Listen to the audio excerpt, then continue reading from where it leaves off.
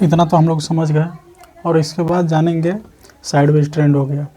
देखिए मार्केट में एंट्री हम कब लेते हैं, मार्केट में एंट्री हम जब मार्केट मतलब अप ट्रेंड रहता है, डाउन ट्रेंड रहता है, मार्केट में मूवमेंट रहता है, तभी हम एंट्री लेते हैं। जब मार्केट में साइडवेज ट्रेंड रहेगा तब हम एंट्री नहीं लेते हैं। उस टाइम पे हमारा एक तरह से प्रॉफिट होने का कोई चांस ही नहीं रहता। ठीक। और एक चीज़ और कि इसको डिफाइन जब तक नहीं करेंगे, जब तक चार्ट एनालिसिस नहीं करेंगे, जब तक चार्ट को खोल करके हम देखेंगे नहीं सामने, तब तक हम उसको डिफाइन नहीं कर पाएंगे कि कब क्या है, अप ट्रेंड है, डाउन ट्रेंड है, साइडवेज ट्रेंड है।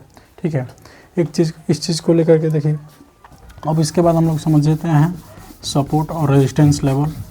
सपोर्ट लेवल क्या होता है और रेजिस्टेंस लेवल, ये हमारा हो गया रेजिस्टेंस लाइन हो गया, रेजिस्टेंस लाइन, और ये हमारा सपोर्ट लाइन हो गया, सपोर्ट लाइन हो गया। ठीक।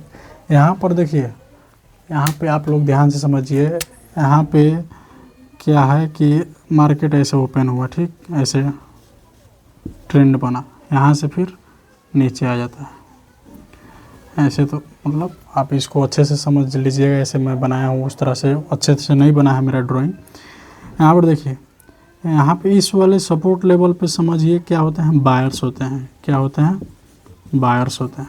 और यहाँ पर क्या होते हैं, सेलर्स होते हैं। सपोर्ट लेवल पे एक तरह से इसको समझिए कि नीचे बायर्स होते हैं। जब बायर्स किसी भी स्टॉक को खरीदते हैं, बाय करते हैं, तो वहाँ पे जो स्टॉक का प्राइस मतलब होता है वो बढ़ता है, वो बढ़ते जाता है, बढ़ते जाता है।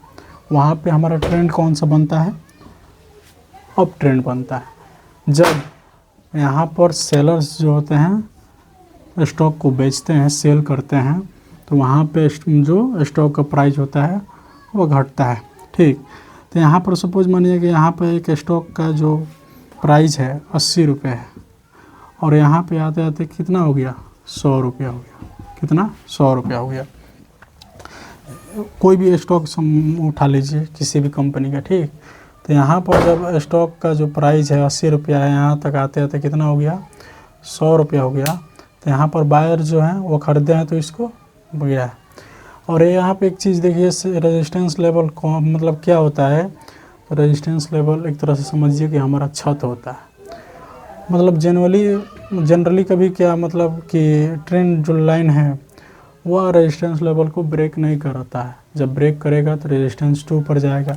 इसके ऊपर कौन सा, रेजिस्टेंस लेवल 2 है, इसके नीचे सपोर्ट लेवल 2 है, फिर इसके मतलब ऊपर रेजिस्टेंस 3, 4, 5 ऐसे करके है।